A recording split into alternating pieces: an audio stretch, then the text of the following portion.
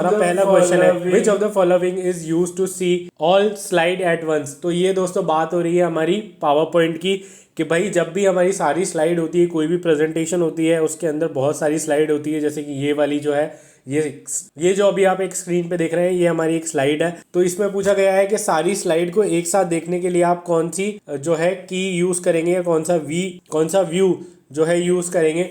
तो ऑप्शन है page view, slide sorter view, normal view, outline view या फिर none of the above.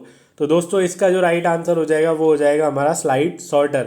Slide sorter के अंदर क्या होता है दोस्तों, यहाँ पे आपको सारे जो है क्वेश्चन या सारी स्लाइड जो है वो एक साथ देखने को मिल जाती है। वन बाय वन आपकी स्लाइड जो होती है वो सारी आपको यहाँ पे देखने को मिल जाती है। तो इसका राइट आंसर हो जाएगा दोस्तों हमारे पास स्लाइड सॉर्टर। नेक्स्ट है what is the default left margin in word 2007 document.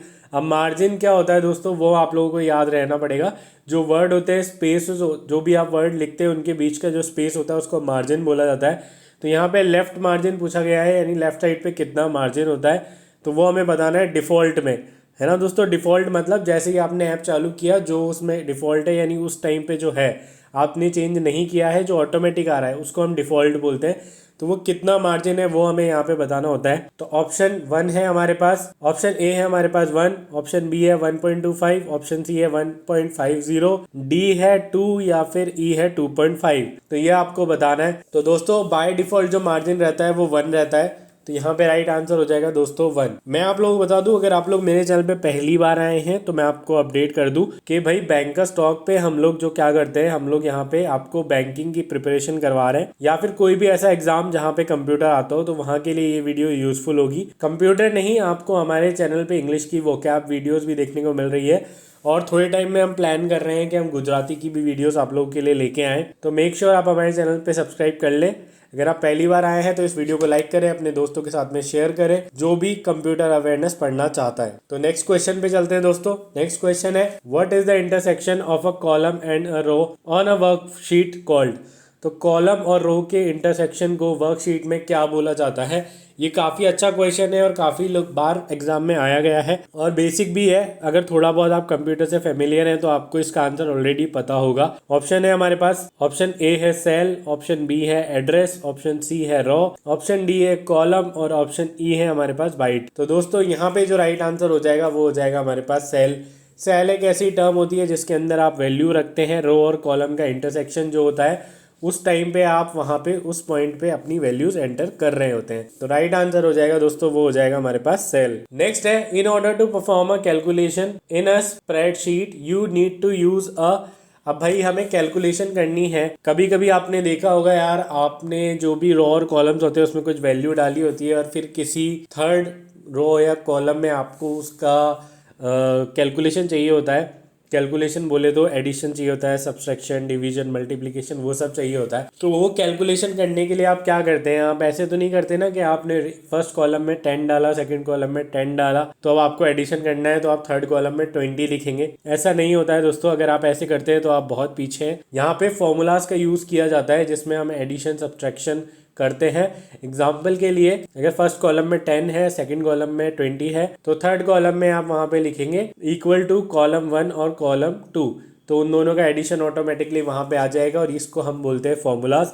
तो राइट आंसर हो जाएगा दोस्तों यहाँ पे हमारे पास फॉर्मूला। नेक्स्ट है how many column does N MS Excel 2003 worksheet contain. ये डिफॉल्ट पूछा गया है दोस्तों कि डिफॉल्ट जो है कितने कॉलम होते हैं या कितने कॉलम होते थे, वो हमें यहाँ पे बताना है। तो डिफ़ॉल्ट मतलब जब आपने स्प्रेडशीट चालू करी उसमें आपने कुछ भी ऐड नहीं किया है या कुछ भी सब्सट्रैक्ट नहीं किया है तो कितने कॉलम आपको देखने को मिलते थे वो हमें यहाँ पे बताना है एक वर्कशीट के अंदर। तो ऑप्शन है हमारे पास, ऑप्शन ए है 126, ऑप्शन बी है 156, ऑप्शन सी है 580 और ऑप्शन डी है हमारे पास 526। तो राइट आंसर हो जाएगा दोस्तों यहाँ पे हमारे पास ऑप्शन डी जो कि है 526। 526 कॉलम MS Excel में 2003 वर्कशीट के अंदर आपको देखने को मिल जाते हैं। नेक्स्ट क्वेश्चन है अटेम्प्ट टू गेन और चेंज IP एड्रेस और DNS इज कॉल्ड। अब भाई थोड़ा हैकिंग वाला माहौल चल रहा है यहाँ पे कि भाई हमें बताना है कि किसी पर्सन ने कोई अटेम्प्ट किया है आपके IP एड्रेस को चेंज करने का, गेन करने का मतलब उसको एक्सट्रैक्ट करने का, उसको पाने का, उसको पता लगाने का। तो उसको क्या बोला जाता है वो आपको यहाँ पे बताना है कि उस प्रोसेस को क्या बोला जाता है। तो दोस्तों जब भी आईपी एड्रेस को गेन करने की, चेंज करने की बात आती है या डीएनएस चेंज करने की, तो इसको हम बोलते हैं स्पूफिंग।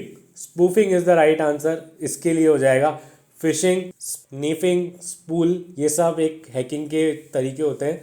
तो राइट आंसर यहाँ पे जो होगा वो होगा हमारा ऑप्शन नंबर सी, जो कि है स्पूफिंग। मैं बाकी सारी चीज़ें भी आप लोगों को बताऊंगा वीडियोस में, तो आप लोग मेक श्योर वीडियो में एंड तक बने रहें, क्योंकि काफ़ी अच्छे अच्छे क्वेश्चन है।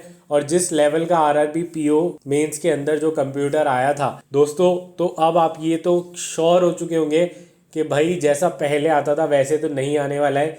ये जो नए पैटर्न के क्वेश्चन जो मैं आप लोगों के लिए लेके आ रहा हूँ, ये बहुत ज़्यादा इंपॉर्टेंट है और ऐसे ही क्वेश्चन आप लोगों को वहाँ पे देखने को मिलेंगे। नेक्स्ट क्वेश्चन है, among these name the antivirus. तो इन सब में से हमें एंटीवायरस बताना है कौन सा है। क्या नॉर्टन एंटीवायरस होता है, क्या एवीजी एंटीवायरस होता है, क्या पांडा एक एंटीवायरस है, या फिर क्विक हील एक एंटीवायरस है, या फिर ऑल ऑफ द अबव। अब काफ़ी लोगों को यहाँ पे कंफ्यूजन होगा कि जिन लोगों को पता नहीं होगा कि एंटीवायरस क्या होता है, तो मैं आपको बता देना चाहता हूँ, जब भी आपके कंप्यूटर या पीसी पे कोई भी पर्सन अटैक करने की कोशिश करता है या हैक करने की कोशिश करता है, तो उस टाइम पे एक एंटीवायरस नाम की एक चीज़ होती है, एक टूल होता है, एक ऐप बोल लीजिए या एक टूल बोल लीजिए, जो आपको उस हैकिंग से प्रोटेक्ट करता है, आपके कंप्यूटर पीसी को हैक नहीं होना देता है, वो एंटीवायरस होता है। और कभी भी ऐसा होता है कि हैक करने के लिए हमें क्या करना पड़ता है, वायरस भेजने पड़ते हैं। तो वो वायरस जो आपके कंप्यूटर में है उसको नहीं आने देता है, उसको प्रोटेक्ट करता है, वो हमारा एंटीवायरस होता है। तो वो हमारा काम होता है एंटीवायरस का। तो यहाँ पे राइट आंसर हो जाएगा दोस्तों ऑल ऑफ द अबव, क्योंकि नॉर्टन भी हमारा एक एंटीवायरस है, पांडा भी एंटीवायरस है, क्विक हील भी है और एवीजी भी है। मैककेफे इज एन एग्जांपल ऑफ। अब मैककेफे भी दोस्तों एक हमारा एग्जांपल है जो कि एंटीवायरस का ही है। तो यहाँ पे मैंने आंसर आपको ऑलरेडी बता दिया है और ऑप्शन देख लेते हैं एक बार।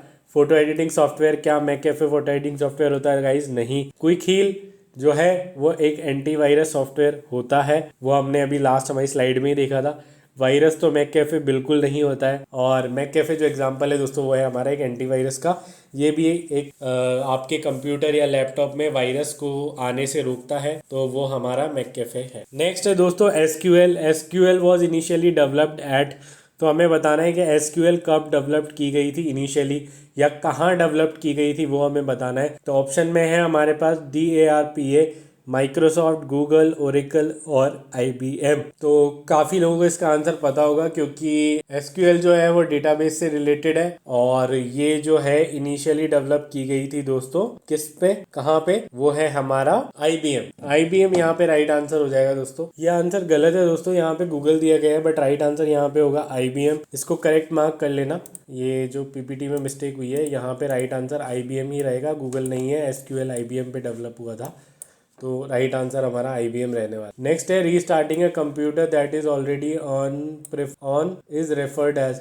अब भाई रीस्टार्टिंग कंप्यूटर को जब भी रीस्टार्ट किया जाता है तो उसको क्या बोला जाता है? ध्यान रखना, ऐसे क्वेश्चन में गलती होने के चांस बहुत ज़्यादा रहते हैं। यहाँ पे रीस्टार्ट पूछा जा रहा है, ना कि जो आपको लगता है कि भाई कंप्यूटर को ऑन किया जा रहा है, वो नहीं पूछा जा रहा है। रीस्टार्ट ऑन होता तो बूटिंग हो जाता, बट जब रीस्टार्ट की बात करी जाती है तो उसको बोलते हैं वार्म बूटिंग, है ना।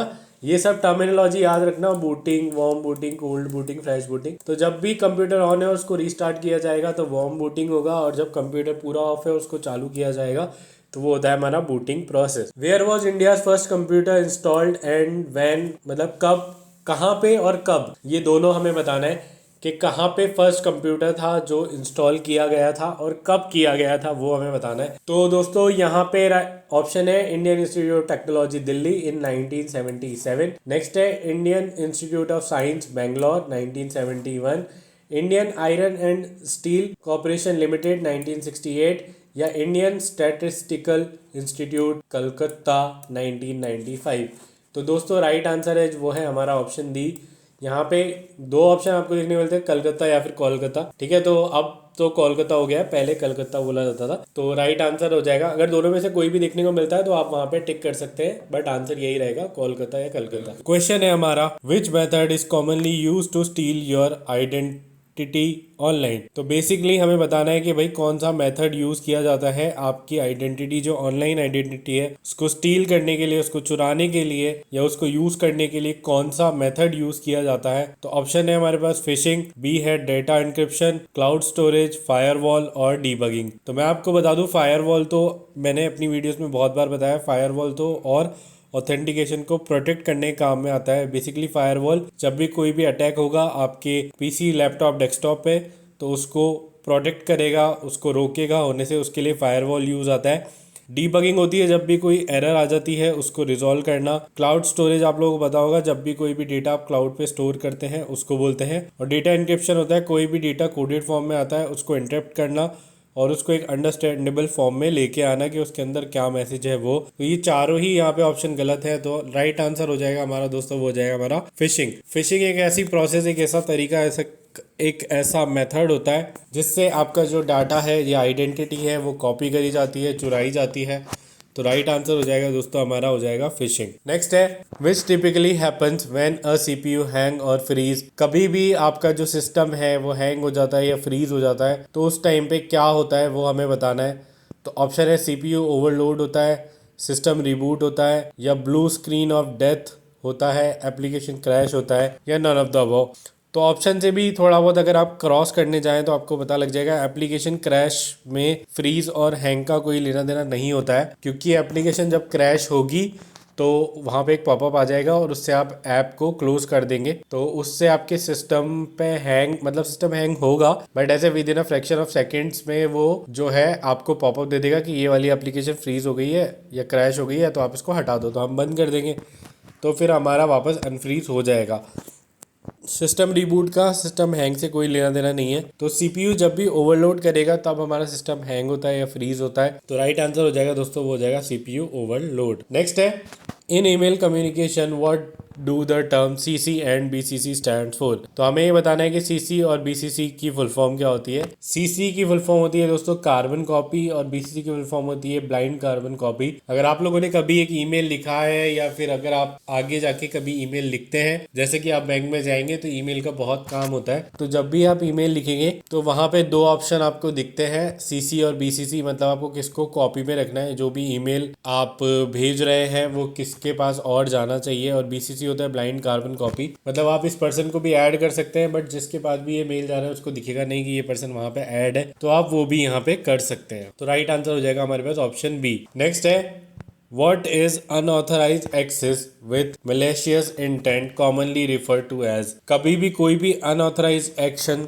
या अनऑथराइज्ड एक्सेस अगर आपको आता है या आपके कंप्यूटर में आता है तो वो किस इंटेंट से आता है, वो उस प्रोसेस को क्या बोला जाता है। तो फिशिंग तो मैंने आपको बताया ही था, ठीक है। डेटा माइनिंग, जब भी आपका डेटा चोरी किया जाता है। स्नूफिंग जो होता है दोस्तों, इसमें ऐसा होता है कि मतलब आप ये मान लो ये भी हैकिंग टाइप का ही होता है जिसमें आपका डेटा वेटा लिया जाता है। तो इसका जो राइट आंसर होगा दोस्तों वो होगा हमारा हैकिंग। अनऑथराइज्ड एक्सेस जब भी लिया जाएगा कोई भी इंटेंट से तो वो हमारा हैकिंग कहलाता है। Who is known as father of computer. Father of computer किसे बताना, मतलब कौन है वो हमें बताना है। काफी सारे ऑप्शंस है बट आप ऑप्शन काट सकते हो, वैसे तो काटने की जरूरत नहीं है यार, देखो ये सबको ही पता है फादर ऑफ कंप्यूटर कौन है, चार्ल्स बेबेज। तो ये रट लो यार, मतलब आते रहते हैं ऐसे हिस्ट्री के क्वेश्चन तो रटने वाले ही हैं, इसमें कुछ समझाने का ज़्यादा है नहीं।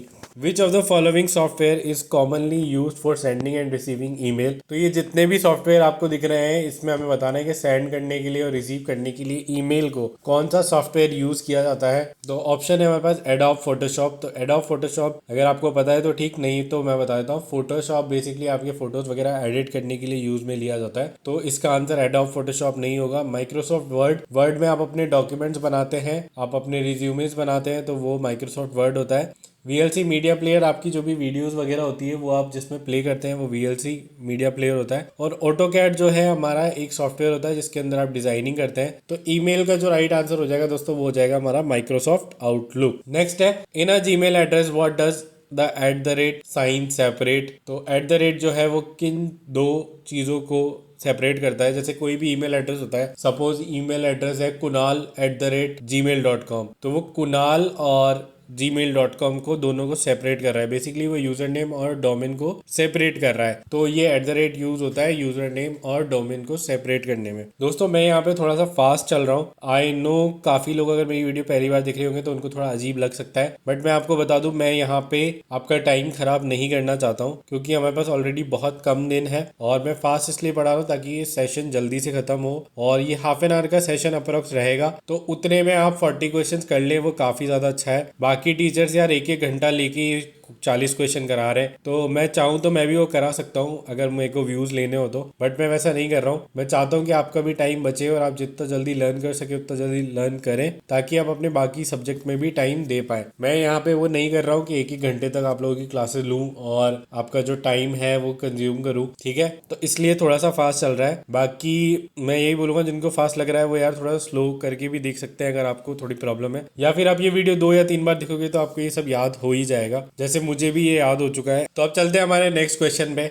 नेक्स्ट क्वेश्चन है, in MS Excel what remain visible constantly even if you move through row और कॉलम्स। तो बेसिकली हमें बताना है कि जब भी हम रो और कॉलम में मूव करते हैं, अप एंड डाउन जाते हैं या राइट लेफ्ट जाते हैं, तो कौन सा ऐसा चीज है, कौन सा ऐसा कॉलम है जो हमेशा विजिबल रहेगा। तो क्या वो हेडर होता है? नहीं।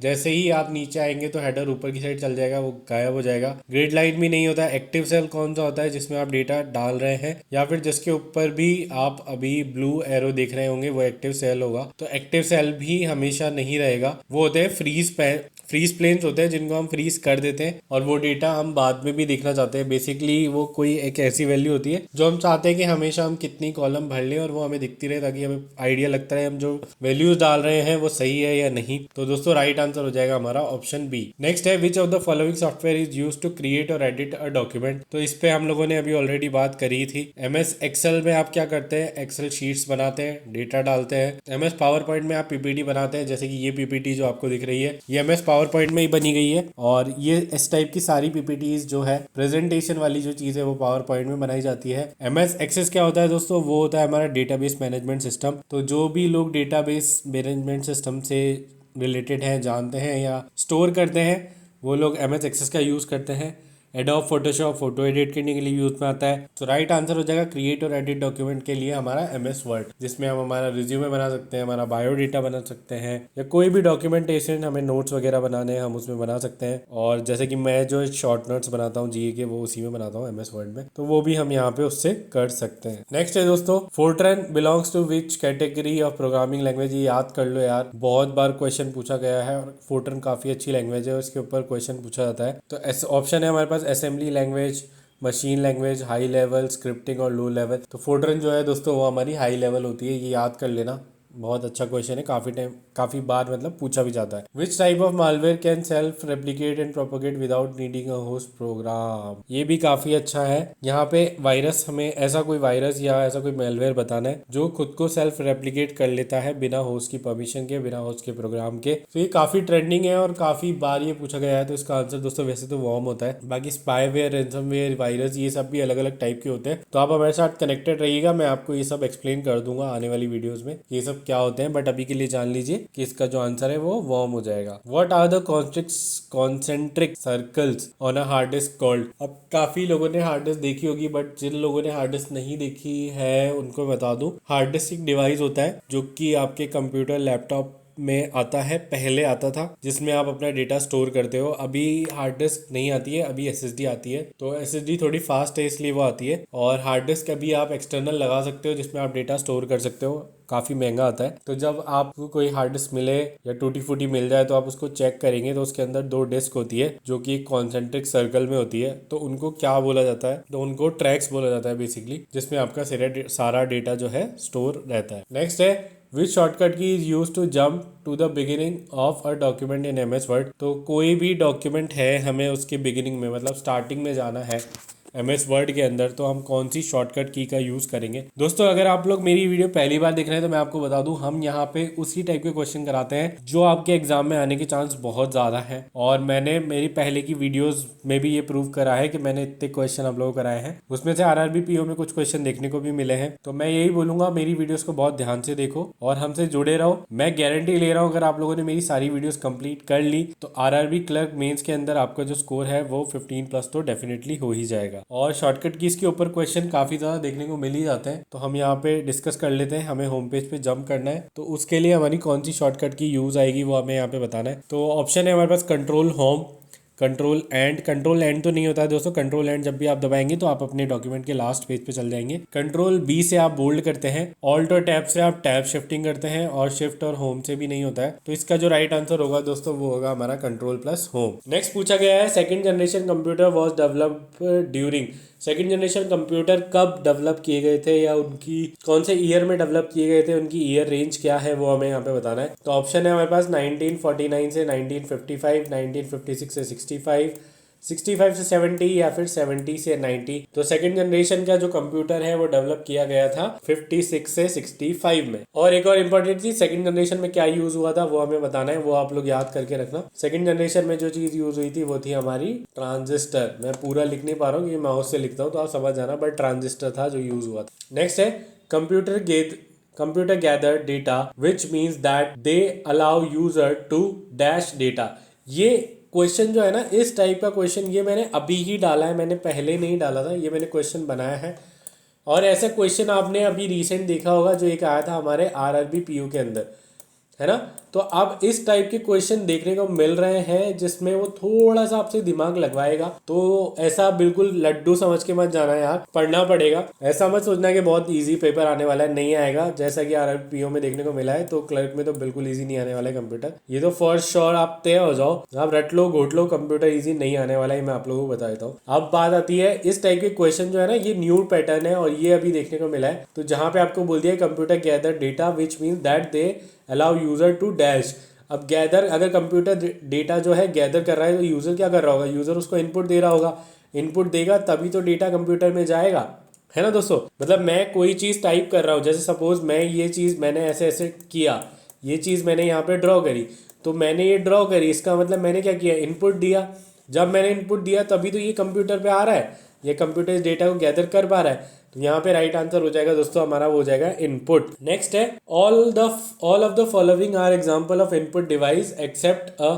इनपुट और आउटपुट डिवाइस पे काफ़ी क्वेश्चन देखने को मिलते हैं और हर बार देखने को मिलते हैं, तो ये चीज़ आप याद करके जाना। अगर आपको नहीं पता है तो मैं आपसे यही बोलूँगा, रट लेना, थोड़ा बहुत मेहनत करना, हो सकता है आप इस पे बहुत अच्छे तरीके से काम कर पाओ और रट भी पाओ, ठीक है। तो हमें यहाँ पे बताना है इनपुट और आउटपुट डिवाइस का, हमें यहाँ पे बताना है इनपुट डिवाइस और आउटपुट डिवाइस के बारे में। तो यहाँ पे बोला गया है कि इनपुट डिवाइस कौन सा नहीं है, ठीक है। तो स्कैनर जो है इनपुट होता है, माउस इनपुट होता है, कीबोर्ड इनपुट होता है, बट प्रिंटर जो है इनपुट नहीं होता है। प्रिंटर हमारा एक आउटपुट डिवाइस होता है। तो राइट आंसर हो जाएगा दोस्तों प्रिंटर।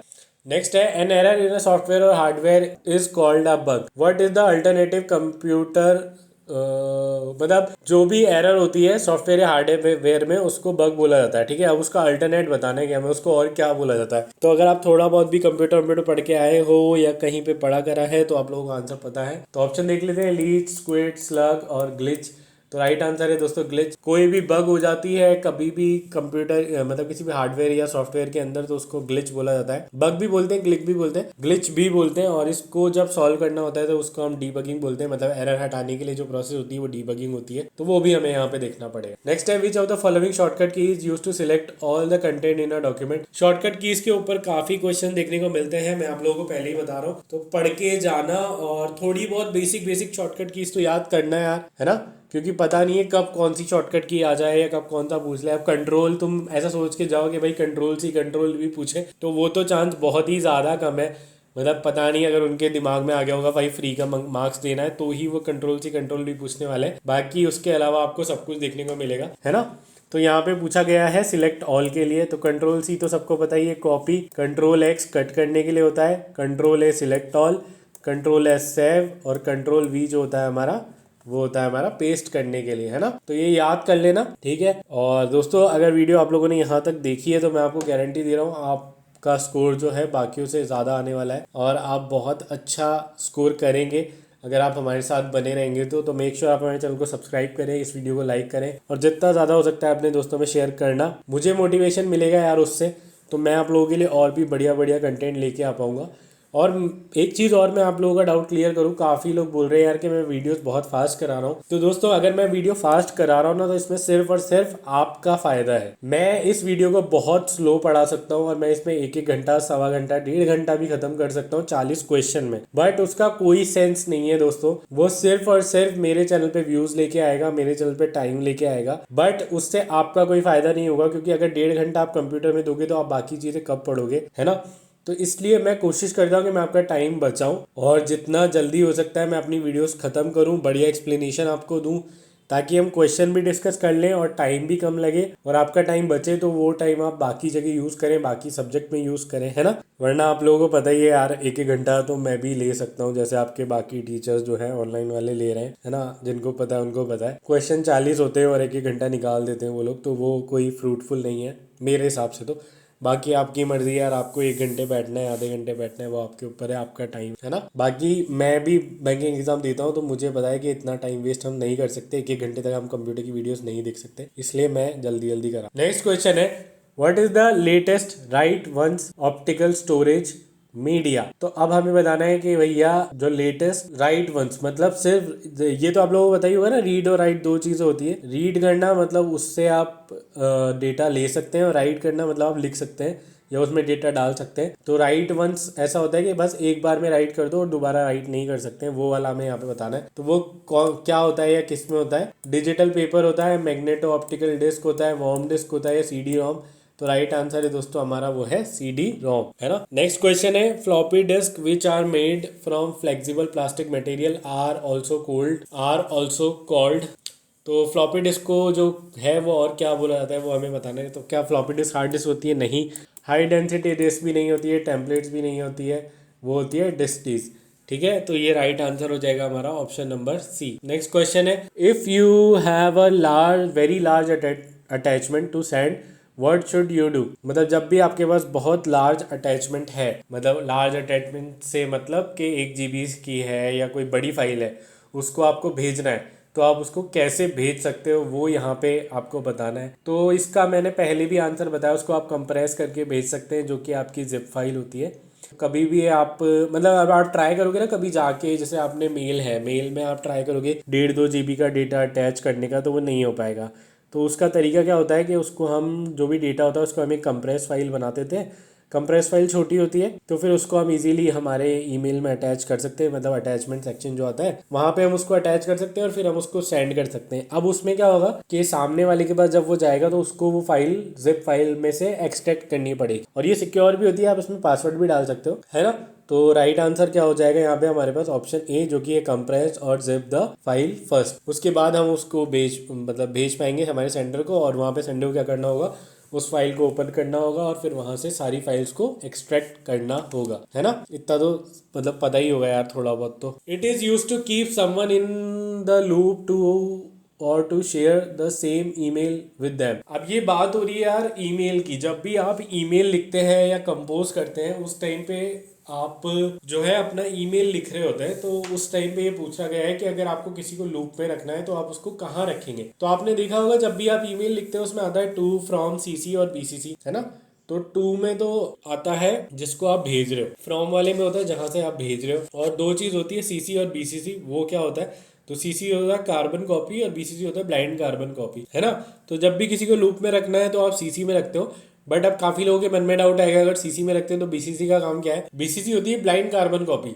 जैसे आपने किसी को मेल भेजा, ठीक है, तो अगर उसको आपने किसी को लूप में रखा है तो सामने वाला जो पर्सन है उसको दिख जाएगा कि आपने उस पर्सन को लूप में रखा है, अगर आपने उसको CC में रखा है। बट जब आप BCC करके भेजोगे तो उसको पता नहीं लगेगा कि आपने उसको लूप में रखा है, इसलिए उसको ब्लाइंड कार्बन कॉपी बोला जाता है। तो उसको सिर्फ आपका नाम दिखाई देगा, बाकी आप ब्लाइंड में जो पर्सन होगा उनके पास भी वो मेल जाएगा या वो मेल चेन जाएगी, है ना। तो ये वाली चीज आप याद रखो। नेक्स्ट है, which of the following program is used by a user to send or receive emails. तो इन सब में से कौन सा प्रोग्राम यूज किया जाता है यूजर के द्वारा सेंड और रिसीव करने के लिए ईमेल्स को। तो ऑप्शन ए है हमारे पास mail transfer agent, option B है mail delivery agent, option C है मेल यूजर एजेंट, और ऑप्शन डी है मेल रीडिंग एजेंट या फिर पावर सर्च। तो यार ये तो क्लियर है कि पावर सर्च तो नहीं होने वाला है ना। अब ट्रांसफर और डिलीवरी वाला भी ऑलमोस्ट नहीं होगा, इसका राइट आंसर होना चाहिए मेरे अकॉर्डिंग तो मेल यूजर एजेंट। हाँ सही है, तो राइट आंसर जो है दोस्तों वो है मेल यूजर एजेंट, है ना। Which of the following is use to convert a hard copy document into अ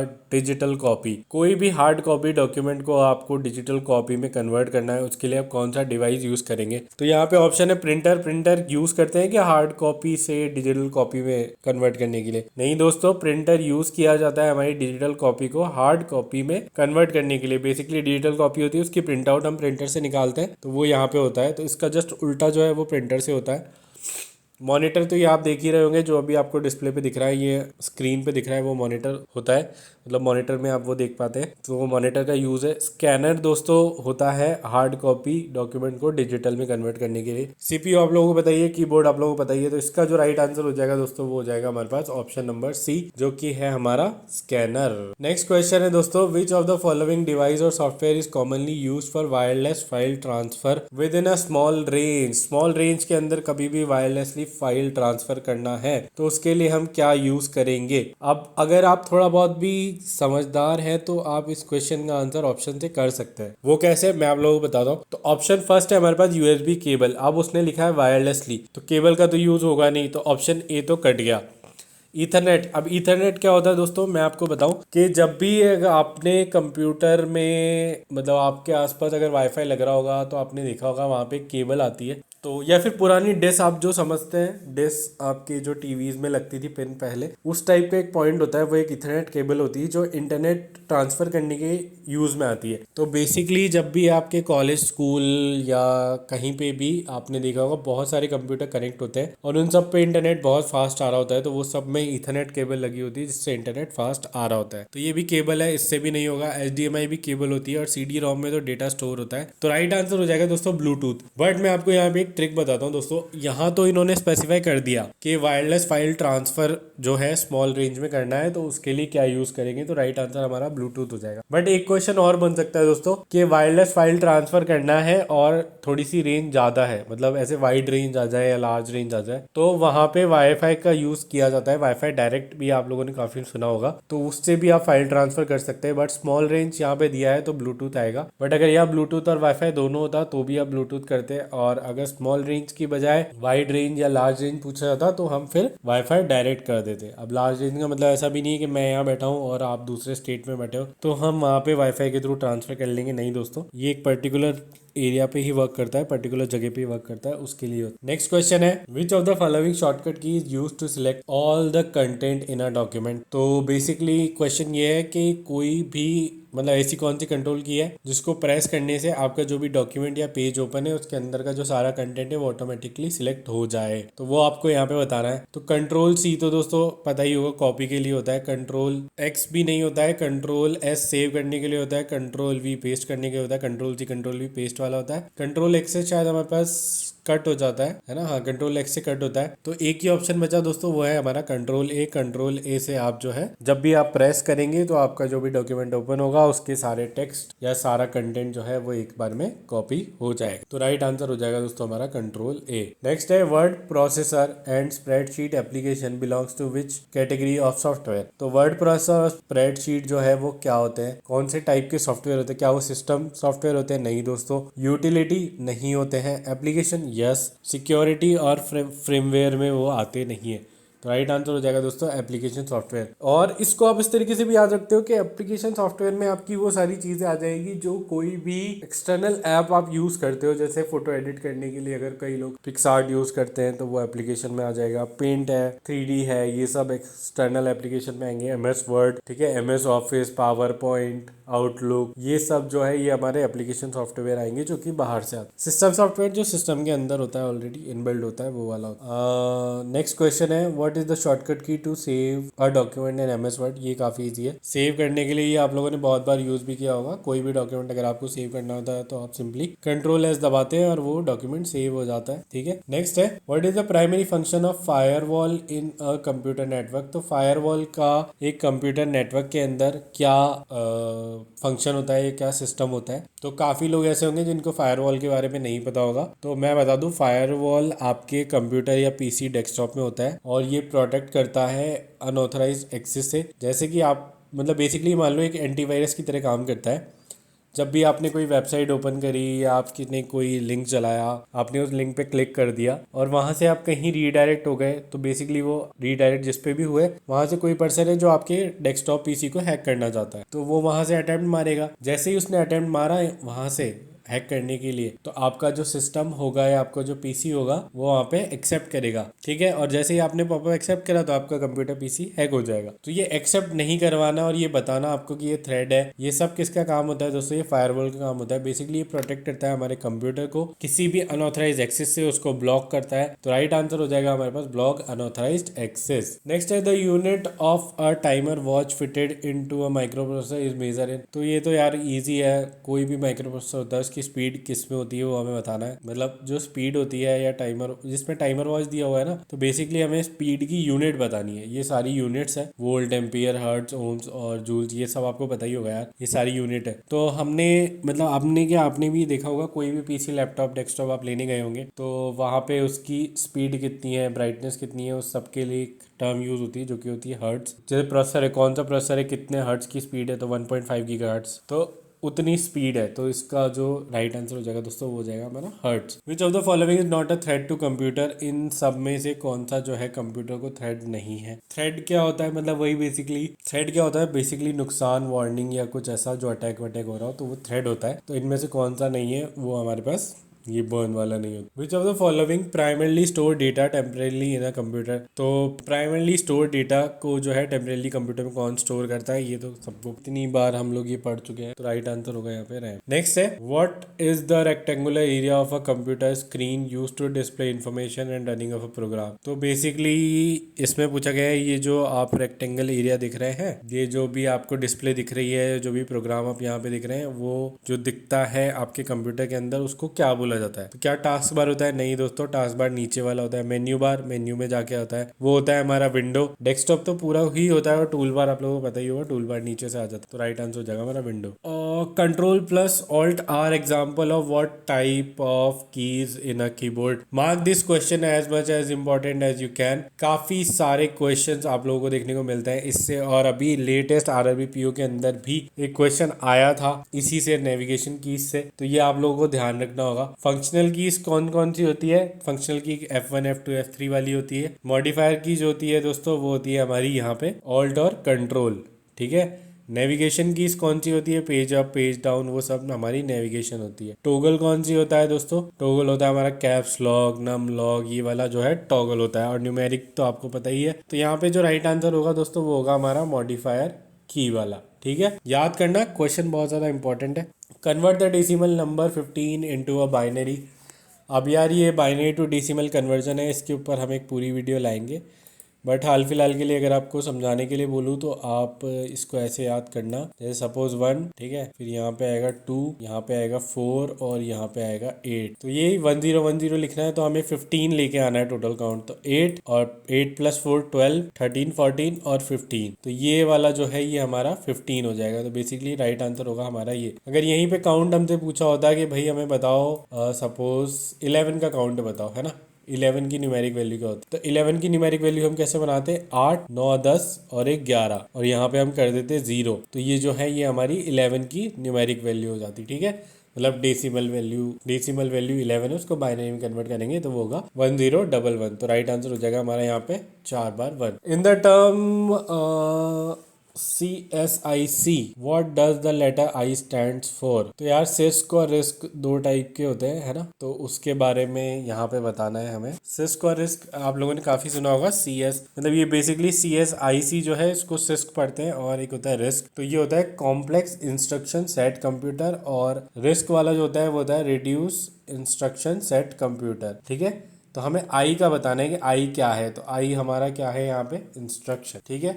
ऐसे पूछा जाता है कभी कभी, आप लोगों को फुल फॉर्म दे दी जाती है, मतलब कभी कभी शॉर्ट फॉर्म दे दी जाती है, और फिर शॉर्ट फॉर्म में से एक पर्टिकुलर वर्ड पूछा जाता है, या फिर कभी कभी पूरी शॉर्ट फॉर्म मतलब दे के फुल फॉर्म पूछी जाती है। India first computer was installed in which city. ये तो याद होगा यार, मेरे हिसाब से ये याद होना चाहिए, काफ़ी अच्छा है, और मतलब बहुत बार पूछा भी गया है कि इंडिया फर्स्ट कंप्यूटर जो है इंस्टॉल किया गया था वो किस सिटी में इंस्टॉल किया गया था। तो वो था हमारा कोलकाता पहले कलकत्ता बोलते थे इसको, तो वैसे आप देखोगे तो आपको हर जगह जो फर्स्ट सिटी दिखेगी वो कलकत्ता दिखेगा, मतलब सी वाला जो होता है ना वो कलकत्ता दिखेगा। तो राइट आंसर हो जाएगा कोलकाता। नेक्स्ट है which of the following is a search engine developed by Microsoft. Microsoft के द्वारा कौन सा सर्च इंजन डेवलप किया गया है? गूगल, याहू, ब्लिंक, डुगडुगो और एक बेडू। तो यार ये तो सबको याद होगा, बिंग जो है वो माइक्रोसॉफ्ट का है।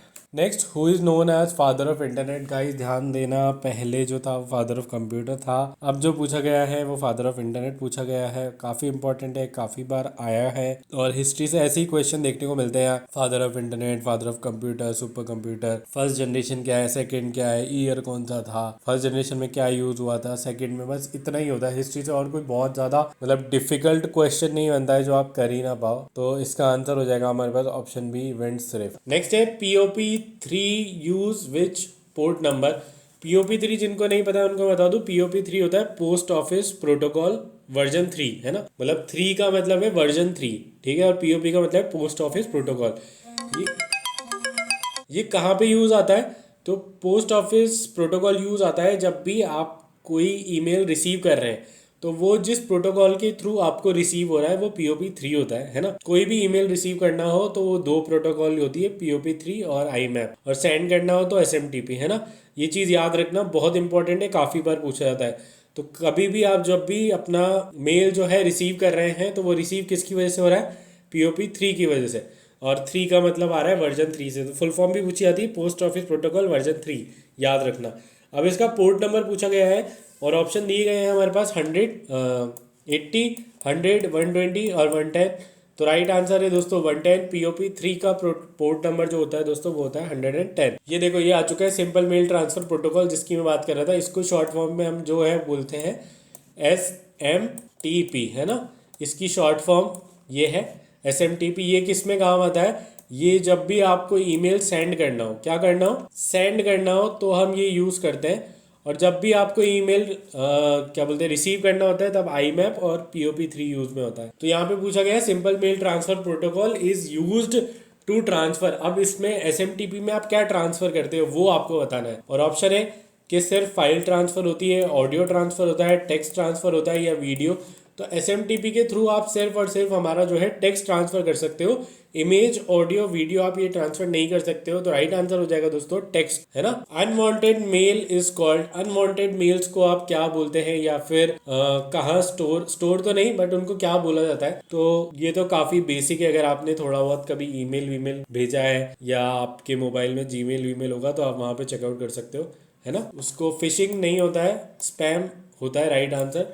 ट्रोजन नहीं है, फर्मवेयर भी नहीं है, और ट्रैश तो आपको पता ही होगा, जब भी कोई आप डिलीट कर देते हो ना अपने लैपटॉप से या अपने जीमेल से, जब भी कोई मेल आप डिलीट करते हो तो वो कहाँ जाता है? वो जाता है ट्रैश में, है ना। और स्पैम यहाँ पे राइट आंसर हो जाएगा। नेक्स्ट क्वेश्चन है which of the following are used to receive mail from the mail server. ये मैंने अभी बताया ही था यार, भर भर के मैंने 10 बार आप लोगों को बताया है ना। अभी हमने लास्ट में ही जब POP3 आया था तब मैंने इतनी बार आपको बोला था कि POP3 और IMAP जो होता है वो रिसीव करने के काम में आता है, SMTP सेंड करने के। तो ढूंढ लो POP3 और IMAP कहाँ है, ये रहा। POP3 और IMAP है, तो राइट आंसर यही हो जाएगा। SMTP जो होता है सेंड करने के लिए, तो राइट आंसर हो जाएगा ऑप्शन सी। नेक्स्ट है और इम्पॉर्टेंट क्वेश्चन है, इसको याद कर लेना, भूलना मत। मुझे ऐसा लग रहा है अगर हिस्ट्री से कोई क्वेश्चन आएगा तो ये वाला क्वेश्चन आ चुका है, आ सकता है, पहले भी पूछा गया है, ऐसा नहीं है। सुपर कंप्यूटर के बारे में बात करी जा रही है कि परम और अनुराग 2 सुपर कंप्यूटर हैं। ये डेवलप किए गए थे कौन सी कंट्री से? तो यहाँ पे कंट्रीज के नाम दिए गए हैं, China, USA, UAE, India, Russia. तो नाम से भी काफी आप डिटेक्ट कर पाओगे, परम है और अनुराग है, तो ये भाई हमारे इंडिया के ही नाम होते हैं। तो ये राइट आंसर हो जाएगा दोस्तों इंडिया। नेक्स्ट है which process check to ensure the component of the computer are operating and connected properly. तो इन सब में से कौन सी ऐसी प्रोसेस है जिससे हम ये चेक कर सकते हैं कि सब कुछ पूरे प्रॉपरली करेक्ट है? क्या वो एडिटिंग होता है? नहीं दोस्तों, वो सेविंग भी नहीं होता है और वो प्रोसेसिंग भी नहीं होता है। उसका राइट आंसर होगा बूटिंग। अब देखो ये क्यों है, इसका भी लॉजिक है। बूटिंग राइट आंसर इसलिए है कि जब भी आप प्रॉपर चेक करेंगे ना, प्रॉपर कंप्यूटर चेक होगा या प्रॉपरली चेक होगा सारे कनेक्टेड है या नहीं, तभी तो आपका कंप्यूटर ऑन हो पाएगा। अगर उसमें कुछ भी बग है तो वो ऑन ही नहीं होगा। जैसे कोई वायरिंग है आपके कंप्यूटर की, अगर वो प्रॉपरली कनेक्टेड है तभी आपका कंप्यूटर या PC या डेस्कटॉप ऑन होता है। अगर उसमें कुछ भी मिसमैच होता है तो कंप्यूटर डेस्कटॉप ऑन ही नहीं होता है, और जो ये ऑन होने वाली प्रोसेस होती है इसको हम क्या बोलते हैं, booting.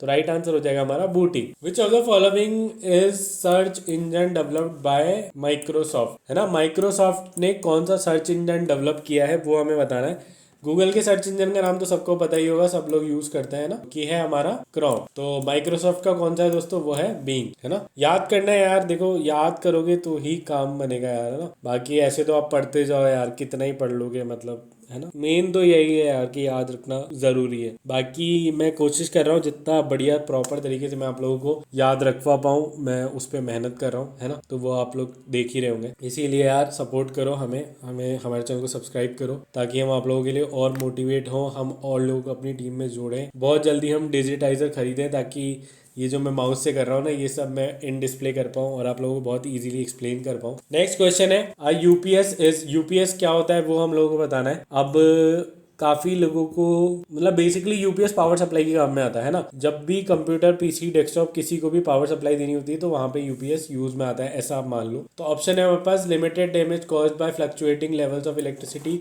Provide battery backup for a limited time, deliver electronic message via bus, तो ये तो नहीं होने वाला है। कंडक्ट एंड पावर ऑन, ये भी नहीं होने वाला है। तो राइट आंसर होगा दोस्तों हमारे पास ऑप्शन नंबर बी। नेक्स्ट है, which of the following control the manner of interaction between user and operating system. तो इन सब में से कौन सा जो है कंट्रोल करता है इंटरेक्शन यूजर और ऑपरेटिंग सिस्टम के बीच में। तो बेसिकली यूजर और ऑपरेटिंग सिस्टम के बीच में कोई कम्युनिकेशन हो रहा है, उसको कंट्रोल करने का काम किसका है। सिंपल सा क्वेश्चन ये है।